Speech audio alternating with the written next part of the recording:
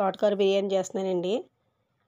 కొంచెం నూనె, కొంచెం నెయ్యి వేసుకొని వేడెక్కాక అందులో కొంచెం అల్లం వెల్లుల్లి పేస్టు, ఉల్లిపాయ పచ్చిమిరపకాయ ముక్కలు, కొంచెం కరివేపాకు వేసి బాగా వేగనేయండి. అది వేగాక కొంచెం ఉప్పు వేసుకోండి. అది వేగాక కొంచెం టమాటా ముక్కలు వేసుకోండి. కొంచెం పసుపు వేసుకోండి. ఇవన్నీ వేగిపోయాక తోటకూర వేసుకోండి. తోటకూర ఎంత ఎక్కువ తీసుకుంటే అంత టేస్టీగా ఉంటుందండి బిర్యానీ. ఇవన్నీ వేగాక కొంచెం గరం మసాలా పౌడర్ కూడా వేసుకోండి.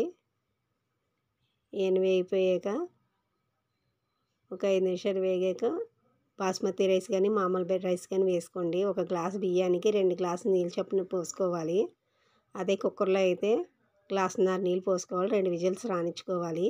ఇవన్నీ వేగిపోయాక నీళ్ళు వేసేసుకొని హై ఫ్లేమ్లో 5 నిమిషాలు, లో ఫ్లేమ్లో 8 నిమిషాలు ఉడకపెట్టుకోవాలండి. తర్వాత మూత పెట్టుకొని ఇలా ఉడికేటప్పుడు దానిపైన కొత్తిమీర వేసుకొని గార్నిష్ చేసుకోవాలి. ఎంతో టేస్టీకరమైన biryani ready. Thank you. Like, share, subscribe my channel.